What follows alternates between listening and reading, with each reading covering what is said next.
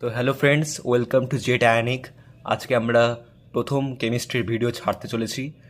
আজকে আমরা যে চ্যাপ্টার দিয়ে শুরু করতে চলেছি সেটা হচ্ছে কি থার্মোডাইনামিক্স অ্যান্ড থার্মোকেমিস্ট্রি। ঠিক আছে, তো আশা করি সবাই ভালো আছো। তো আজকে শুরু করা যাক কোনো কথা না বলে। থার্মোডাইনামিক্স থার্মোডাইনামিক্স কথাটাকে যদি আমরা ভাগ করি, তো থার্মো কথার অর্থ হচ্ছে কি হিট অ্যান্ড অর ওয়ার্ক। এই অ্যান্ড আর অর কথার অর্থ কি হিট কিংবা ওয়ার্ক হতে পারে, কিংবা হিট আর ওয়ার্ক একসঙ্গে হতে পারে। আমি এখানে অ্যান্ড অর ওয়ার কথা অর্থটা লিখে দিয়েছি। আর এই ডাইনামিক্স কথা অর্থটা কি সামথিং ইন মোশন, যেটা কিনা গতিতে থাকবে। এবার এখানে আমাকে তিনটা বিষয় জানতে হবে, সেটা হচ্ছে কি সিস্টেম, সারাউন্ডিংস অ্যান্ড এখানে আমরা জানবো হচ্ছে কি বাউন্ডারি। ঠিক আছে, এখানে আমরা জানবো হচ্ছে বাউন্ডারি। তো দেখো, সিস্টেম হচ্ছে কি, আমরা এখানে একটা ফটো এঁকেছি, সেটা দেখতে হবে। ঠিক আছে, এখানে একটা সিস্টেম, ঠিক আছে, এর মধ্যে একটা সিস্টেম রয়েছে এটা। ঠিক আছে, আমরা লিখেছি যে it is the part of our universe in which we are interest. ঠিক আছে, আমরা যে পার্ট নিয়ে কথা বলবো সেটা হচ্ছে কি সিস্টেম। সারাউন্ডিং কি, সেই সিস্টেমের যে বাইরের রেস্টটুকুটা, অংশটুকুটা, ঠিক আছে, রেস্ট অফ দ্য ইউনিভার্স, ওটাকে আমরা বলছি কি সারাউন্ডিং। ঠিক আছে, আর সিস্টেম প্লাস সারাউন্ডিং মিলেই তৈরি হচ্ছে কি ইউনিভার্স। ঠিক আছে, সিস্টেম প্লাস সারাউন্ডিং মিলেই তৈরি হয়ে যাচ্ছে কি ইউনিভার্স। নিশ্চয়ই দেখতে পাচ্ছ। আর এবার এখানে আসি, দেখো বাউন্ডারি কি, it is a Real or imaginary separation between system and surroundings. তো এই যে এখানে কি সিস্টেম আর সারাউন্ডিং যে আছে তার মধ্যে যে সেপারেশন, এই অংশটুকুটাকে আমরা বলতে পারি কি বাউন্ডারি। ঠিক আছে, এবার এখানে আমি কি বাউন্ডারির নানান ভাগ পড়বো। Types of boundary, mass transfer হতে পারে কেমনভাবে, পারমিয়েবল মানে ভেদ্য প্রকৃতির হবে, সেমি পারমিয়েবল মানে অর্ধভেদ্য, ইমপারমিয়েবল মানে হচ্ছে অভেদ্য। ঠিক আছে, পারমিয়েবল মানে সব ধরনের মাস কিন্তু এক্সচেঞ্জ করা যাবে, বিনিময় করা যাবে। সেমি পারমিয়েবল মানে কি শুধুমাত্র পছন্দ মাফিক ভেদ্য আর কি। ঠিক আছে, সিলেক্টিভলি এক্সচেঞ্জ করা যেতে পারে। আর ইমপারমিয়েবল মানে কি সব ধরনের কিন্তু মাস এক্সচেঞ্জ করতে পারবে না। ঠিক আছে, এবার আমরা কি হিট ট্রান্সফার করবো। হিট ট্রান্সফারে কি বলছে, কন্ডাক্টিং বাউন্ডারি আর নন কন্ডাক্টিং বাউন্ডারি, এই দুটো খুবই ইম্পর্টেন্ট। কন্ডাক্টিং বাউন্ডারি মানে যেটা কিনা তাপ পরিবহনে সক্ষম, নন কন্ডাক্টিং মানে যেটা কিনা তাপ পরিবহনে অক্ষম। এবার চলে আসছে কি ওয়ার্ক ট্রান্সফার, কার্য কেমন করে ট্রান্সফার হতে পারে। এখানে আমরা দুটো বিষয় পড়বো, সেটা হচ্ছে কি একটা হচ্ছে নন রিজিড বাউন্ডারি, আর একটা হচ্ছে কি রিজিড বাউন্ডারি। রিজিড কথার অর্থ হচ্ছে কি অনমনীয়, আর নন রিজিড কথার অর্থ কি নমনীয়। নন রিজিড মানে নমনীয়, তো নমনীয় যদি বাউন্ডারি হয় তার মধ্যে দিয়ে ইজিলি কার্য ট্রান্সফার হতে পারে, আমরা এভাবে মনে রাখতে পারি। আর রিজিড হচ্ছে কি অনমনীয় যেহেতু, তাই কি work can not be transferred. তো এবার আমরা চলে আসছি কি ওপেন সিস্টেমের ক্ষেত্রে, মানে টাইপস অফ সিস্টেম। এখানে ওপেন সিস্টেম থাকবে, ক্লোজড সিস্টেম থাকবে, আইসোলেটেড সিস্টেম থাকবে। ঠিক আছে, এই তিনটে সিস্টেম আমরা পড়বো। এখানে ওপেন সিস্টেম মানে it can exchange mass and energy, ভর এবং এনার্জি দুটোই যখন এক্সচেঞ্জ করা যাবে ওটাকে বলবো আমরা ওপেন সিস্টেম। উদাহরণ করে মনে রাখতে হবে হিউম্যান বডি কিংবা ওপেন হট টিপট। আমাদের দেহে যে সমস্ত পার্টিকেলস থাকে তারা কি করতে পারে, মাস এবং এনার্জি দুটো এক্সচেঞ্জ করতে পারে, সেই হিসাবে এখানে বলা হয়েছে। এবার চলে আসছে কি ক্লোজড সিস্টেম। এখানে কি বলা হচ্ছে, it can not exchange mass but it can exchange energy. অর্থাৎ মাস এক্সচেঞ্জ করতে পারবে না কিন্তু এনার্জি অবশ্যই এক্সচেঞ্জ করতে পারে, যেমন কি মেটালিক ওয়াটার বটল আর কি লাইট বাল্ব। দেখো লাইট বাল্ব কি করছে, মাস এক্সচেঞ্জ করছে নিশ্চয়ই, ধরো তাপ শক্তি। ঠিক আছে, আর মেটালিক ওয়াটার বটল মানে যে গরম ভাব জলের ওটাকে কন্টেইন করছে, তো মাসের কিন্তু কোনো ব্যাপার আসছে না, কিন্তু এনার্জি কিন্তু অবশ্যই এক্সচেঞ্জ করছে। ঠিক আছে, তারপর চলে আসে কি আইসোলেটেড সিস্টেমে কি বলছে দেখো, যে mass and energy can not be exchanged with surroundings. ঠিক আছে, মাস এবং এনার্জি কি করা যাবে, সারাউন্ডিংসের সঙ্গে কিন্তু কোনো মতে এক্সচেঞ্জ করা যাবে না, যেমন হচ্ছে কি ইউনিভার্স, আর বলতে পারি আমরা কি থার্মোফ্লাস্ক। ঠিক আছে, ফর এ স্মল টাইম। এবার ক্লিনিক্যাল থার্মোমিটারের কথা যদি বলি, এটা কি হবে, ক্লোজড সিস্টেম, অর্থাৎ এখানে আমরা এনার্জি ট্রান্সফারটা হয়। ঠিক আছে, কেমন এনার্জি ট্রান্সফার, ধরো যে থার্মোমিটার রয়েছে ক্লিনিক্যাল থার্মোমিটার, সেটা যখন আমরা হাতে রাখছি হাতের ভিতর, তো সেখানে কি হচ্ছে আমাদের দেহের যে তাপমাত্রা, সেই তাপ শক্তি মানে তাপমাত্রাটা যে আছে সেটা কিসে যাচ্ছে, ক্লিনিক্যাল থার্মোমিটারে চলে যাচ্ছে। ফলে কি হচ্ছে, যে এনার্জি আছে তার ট্রান্সফার ঘটে যাচ্ছে। তাই জন্য এখানে কি বলা হচ্ছে, এটা একটা ক্লোজড সিস্টেম, কিন্তু মাসের কোনো ট্রান্সফার হচ্ছে না। এবার চলে আসছি থার্মোডাইনামিক প্রপার্টিজ। এই এক্সটেন্সিভ প্রপার্টি আর ইন্টেন্সিভ প্রপার্টি যে আছে, এটাতেই কিন্তু কোশ্চেন খুব আছে, যে এখানে উদাহরণগুলো আছে এটা ইন্টেন্সিভ না এক্সটেন্সিভ। ঠিক আছে, কোশ্চেন আসে কিন্তু। এক্সটেন্সিভ প্রপার্টি কি, সাইজ এবং মাসের উপর নির্ভর করবে। ঠিক আছে, যেমন কি মাস, ভলিউম, এনথ্যালপি, গিভস ফ্রি এনার্জি, আরও অনেক কিছু রয়েছে, এগুলো তোমরা নোট ডাউন করে নিতে পারো, ঠিক আছে, আমি এখানে লিখে রেখেছি। আর ইন্টেন্সিভ প্রপার্টি কি, do not depend on size, size এবং মাসের উপর কিন্তু কোনো মতেই ইন্টেন্সিভ প্রপার্টি ডিপেন্ড করে না, যেমন টেম্পারেচার, কনসেন্ট্রেশন, ডেন্সিটি, তারপর প্রেশার, এগুলো।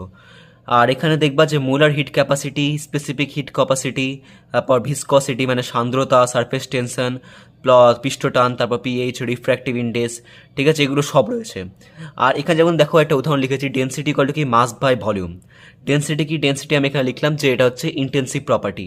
আর ইন্টেন্সিভ প্রপার্টি কি, মাস আর ভলিউম, মাস আর ভলিউম কি দুটো এক্সটেন্সিভ, তার মানে লিখতে পারি না যে ইন্টেন্সিভ প্রপার্টি ইকুয়াল টু হচ্ছে কি এক্সটেন্সিভ বা এক্সটেন্সিভ, অবশ্যই লিখতে পারি। পরের টপিকে আসি, এবার চলে আসি আমরা থার্মোডাইনামিক ফাংশনের ক্ষেত্রে, ঠিক আছে। থার্মোডাইনামিক ফাংশনে কি বলছে দেখো, তো স্টেট ফাংশনে কি হচ্ছে যে x1 একটা স্টেট রয়েছে, x2 একটা স্টেট রয়েছে, তো x1 থেকে x2 তে কি হচ্ছে delta x1, delta x2, delta x3 transfer হচ্ছে, ঠিক আছে। আর বাকি p1, v1, t1 তো রয়েছেই, ঠিক আছে। তো delta x1, delta x2, delta x3 তিনটেই কি সমান, এবং আমি কি বলবো যে স্টেট ফাংশন যে আছে এটা কি করবে, depends on initial and final state, not on the path, পাথের উপর কিন্তু নির্ভর করবে না, কিন্তু ফাইনাল এবং ইনিশিয়াল স্টেটের উপর নির্ভর করে, তাই এখানে লিখেছি আমরা x2 মাইনাস x1। আর যে পাথ ফাংশন রয়েছে এটা কি, depends on the path of the process, যেমন এখানে দেখো পাথ ফাংশন y1 থেকে y2 তে কি যাচ্ছে, delta y1, delta y2, delta y3 যাচ্ছে, কিন্তু এগুলো কি সব, এগুলো হচ্ছে নট ইকুয়াল টু, মানে এগুলো কি একে অপরের সঙ্গে সমান নয়, ঠিক আছে। y is said to be a path function, ঠিক আছে। দেখো এখানে থার্মোডাইনামিক্স ফাংশনের ক্ষেত্রে স্টেট ফাংশনের উদাহরণ হচ্ছে কি টেম্পারেচার, গিভস ফ্রি এনার্জি, তারপর এনথ্যালপি, এনট্রপি, ইন্টারনাল এনার্জি যেটাকে ইউ দিয়ে প্রকাশ করা হয়, এগুলো। আর এখানে কি পাথ ফাংশন, পাথ ফাংশনের মধ্যে পড়ছে হচ্ছে কি ওয়ার্ক, হিট, ঠিক আছে। আর এখানে যে আমি ডেল্টা লিখেছি, এই ডেল্টাটা এখানে কিন্তু ইউজ করাটা ঠিক না, ডেল্টা শুধুমাত্র কি স্টেট ফাংশনের ক্ষেত্রে কিন্তু আমি এটা ইউজ করতে পারি, ঠিক আছে। এবার চলে আসি কি থার্মোডাইনামিক প্রসেস, এখান থেকে কিন্তু খুবই কোশ্চেন আসে, আর এটা কিন্তু প্রত্যেকটা অঙ্ক করার ক্ষেত্রে কাজে লাগে। কি আইসোথার্মাল প্রসেস মানে কি, টেম্পারেচারের কিন্তু কোনো পরিবর্তন হবে না, delta T equal two T final minus T initial equal to হচ্ছে 0, ভ্যারিয়েবল কি থাকবে পি এবং ভি, তাহলে এখানে ডেল্টা টি ইকুয়াল টু 0। আর ডেল্টা টি ইকুয়াল টু 0 মানে কি বলতো, ডেল্টা ইউ ইকুয়াল টু 0 মানে চেঞ্জ ইন ইন্টারনাল এনার্জিও কিন্তু 0, ঠিক আছে। এবার চলে আসে আমরা আইসোবারিক প্রসেসের ক্ষেত্রে। আইসোবারিক তো বার কি, মানে প্রেসারের একটা একক বলতে পারো, তো আইসোবার, এই বার কথা অর্থ নিয়ে মনে রাখবা যে প্রেসার সমান হবে, pressure remains constant, delta P equal to 0, variable কি হবে টি আর ভি, ঠিক আছে। এখানে পি হচ্ছে কি ফিক্সড, আইসোবারিক কার্ভ। আর রিভার্সিবল প্রসেসের ক্ষেত্রে কি, এটা রিভার্সিবল প্রসেস কি লেটার রয়েছে, এটা পরে রয়েছে, এটা কিন্তু এই প্রসেসের অংশ নয়, এটা একটা আলাদা টপিক, হ্যাঁ, এটা গুলোবে না। আর এখান থেকে এটার পর আসছে কি 3 নাম্বার, সেটা হচ্ছে কি আইসোকোরিক প্রসেস, এখানে এন হবে না, আইসোক্রোইক প্রসেস, ঠিক আছে।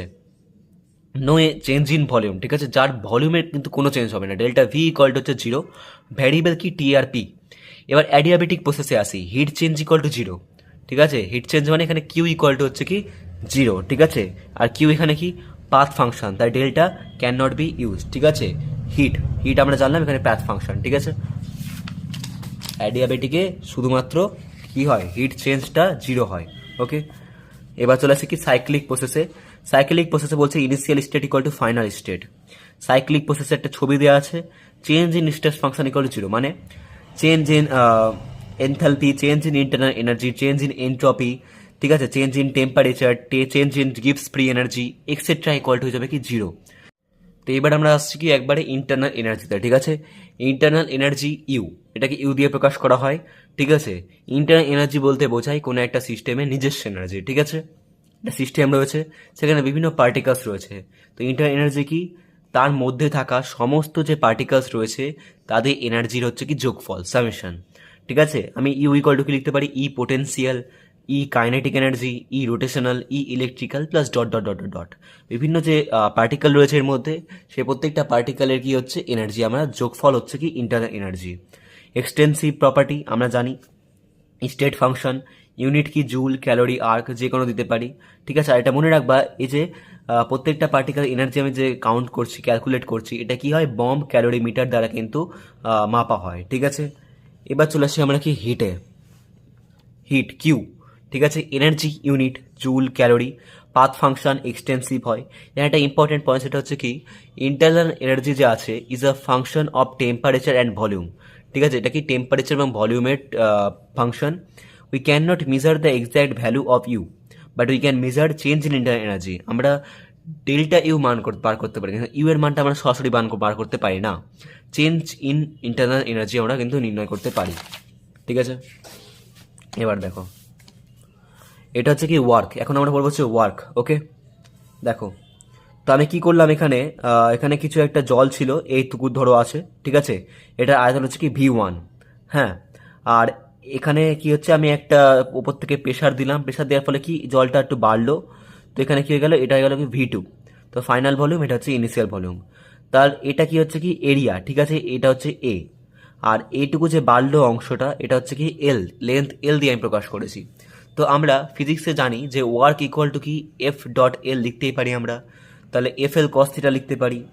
এবার আমরা জানি যে বল ইকুয়াল মানে চাপ ইকুয়াল টু কি বল বাই ক্ষেত্রফল, F বাই এখানে এ দিয়ে আমি চিহ্নিতকরণ করেছি। F ইকুয়াল টু কি পি এক্সটার্নাল ইন্টু এ। তো ডাব্লিউ ইকুয়াল টু কি এফ এর জায়গায় পি এক্সটার্নাল বসিয়ে দাও, আর এখানে ডট এ, ঠিক আছে, ডট এল, ঠিক আছে, এটা এফ এর মানটা শুধু বসিয়ে দিলাম, এইটুকুটা হচ্ছে কি এফ এর মান, আর সাথে এল কস থিটা থাকলো।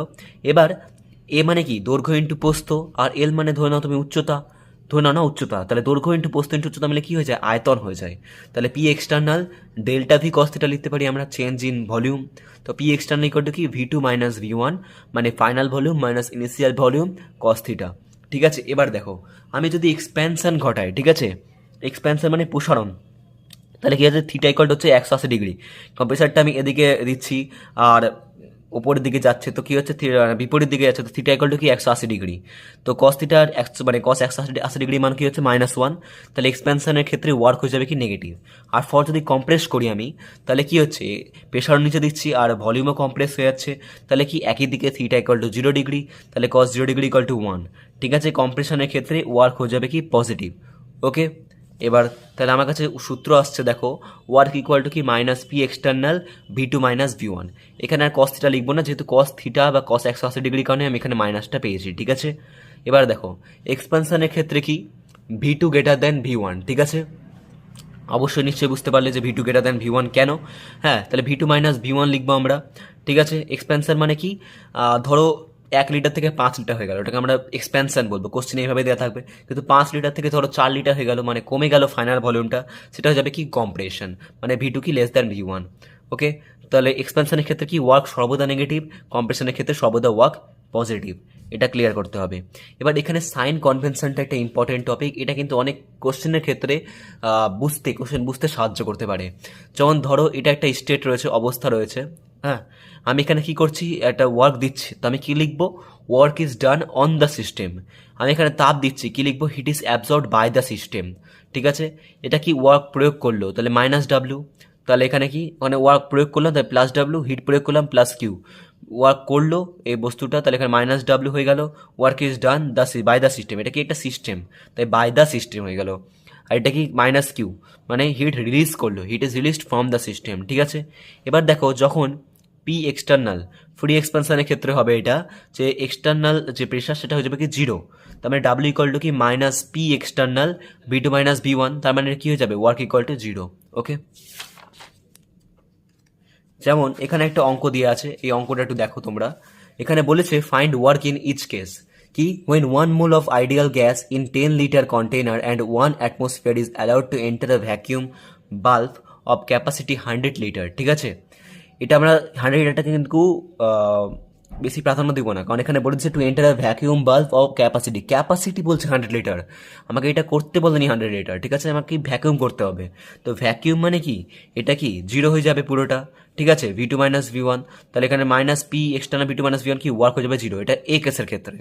বি কেসের হচ্ছে আসল কোশ্চেন রয়েছে যে when 1 mole of a gas expand from 1 liter to 5 liter, 1 litre থেকে 5 লিটার হয়েছে, তাহলে কি হচ্ছে, এক্সপ্যানশন হচ্ছে, তার মানে কি ওয়ার্ক সর্বদা নেগেটিভ হবে against constant atmospheric pressure, atmospheric মানে 1 atm। ঠিক আছে, এখানে আমরা নেগেটিভ দিয়ে সূত্রটা লিখবো, তো মাইনাস এখানে 1 বসালাম, 5 মাইনাস 1 তো -4 লিটার অ্যাটমসফিয়ার।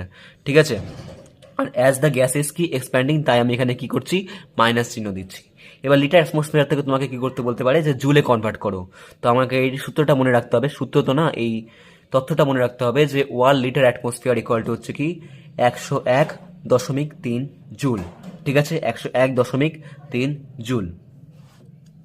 এবার দেখো থার্মোডাইনামিক্স লসে আমরা পড়বো হচ্ছে কি জিরোথ ল, জিরো টিএইচ, ঠিক আছে, জিরোথ ল। হ্যাঁ, এখানে এ সিস্টেম রয়েছে, বি সিস্টেম রয়েছে, সি সিস্টেম রয়েছে, তিনটে টেম্পারেচার টি এ, টি বি, টি সি, ঠিক আছে। এখানে টি এ যেটা আছে এটার সঙ্গে টি বি এর যে টেম্পারেচারটা কি ইকুইলিব্রিয়ামে রয়েছে, আবার টি বির সঙ্গে টি সি কি টেম্পারেচার ইকুইলিব্রিয়ামে রয়েছে। তার মানে অটোমেটিক্যালি টি এ আর টি সি কি হয়ে যাবে, থার্মাল ইকুইলিব্রিয়ামেই চলে আসবে, ঠিক আছে। টেম্পারেচার না থার্মাল ইকুইলিব্রিয়াম বলাটা বেশি বেটার হবে, ঠিক আছে, থার্মাল ইকুইলিব্রিয়ামে চলে আসবে। তো এটা হচ্ছে কি জিরোথ ল।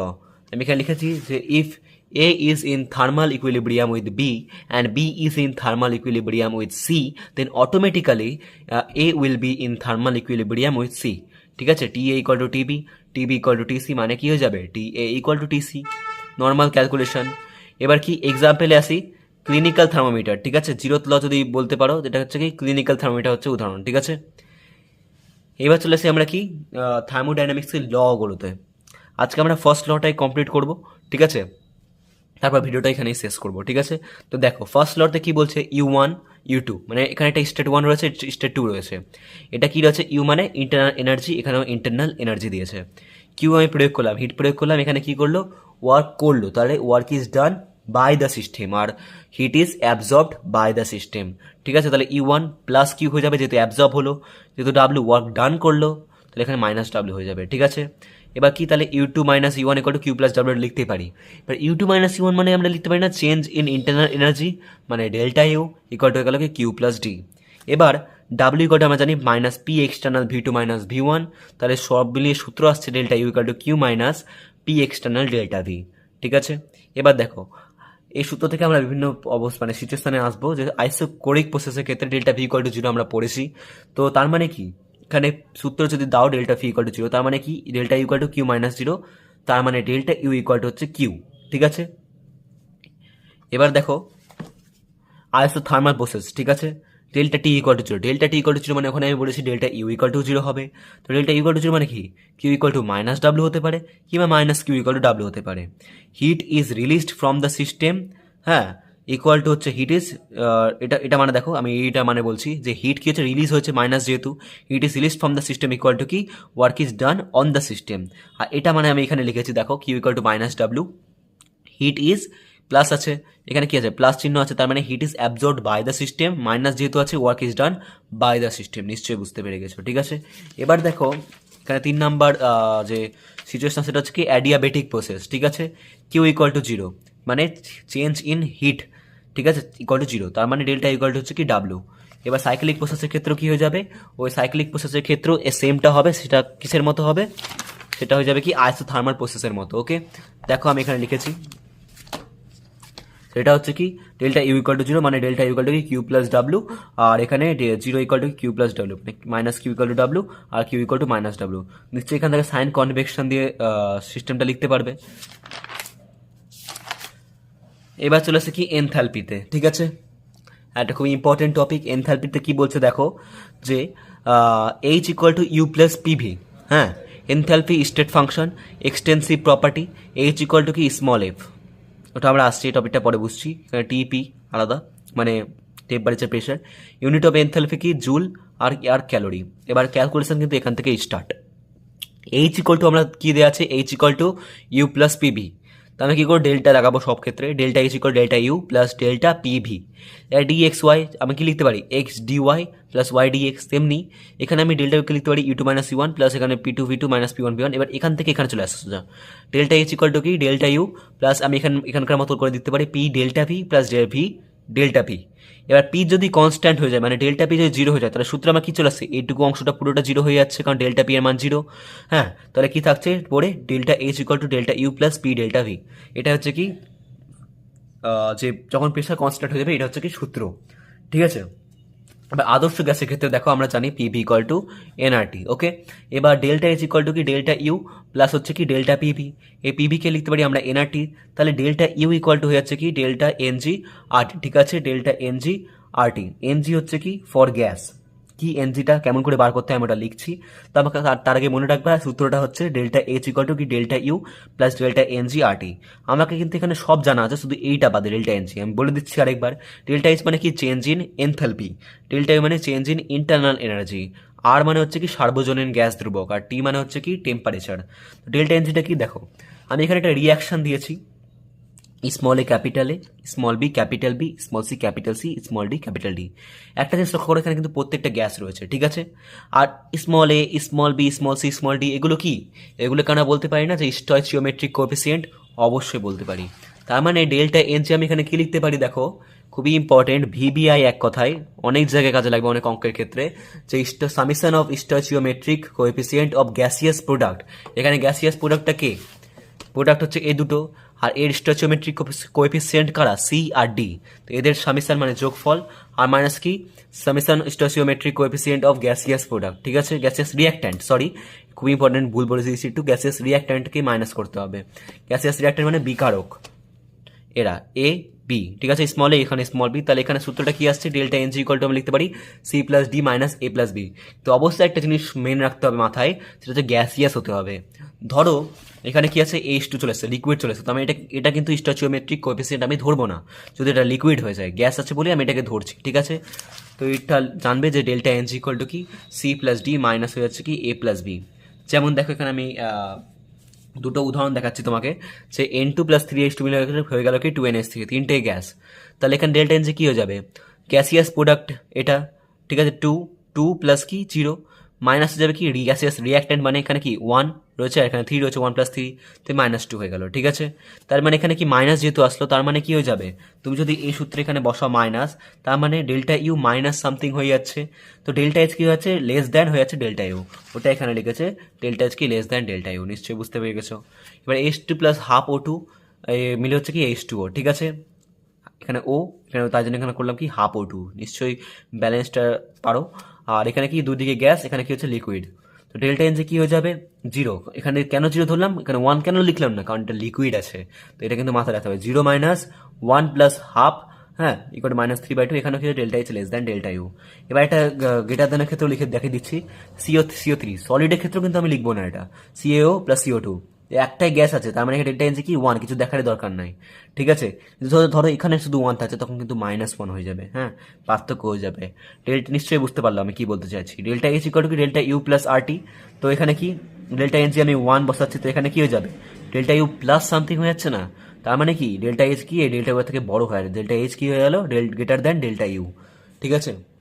তো আজকের মতো কি আমার এখানেই সমাপ্ত করছি, ঠিক আছে। পরের দিন আমরা আরও বিভিন্ন টপিক সম্বন্ধে জানবো, থার্মোডাইনামিক্সটা আমরা কি করবো, এই পুরো চ্যাপ্টারটা কমপ্লিট করবো। কেমিস্ট্রি আমি এই কন্টিনিউটিটা বজায় রাখবো, যে থার্মোডাইনামিক্সটা কমপ্লিট করে নতুন চ্যাপ্টার কিন্তু এন্টার করবো আমরা, ঠিক আছে। তো আজকের মতো এখানে ভিডিও সমাপ্ত, ধন্যবাদ।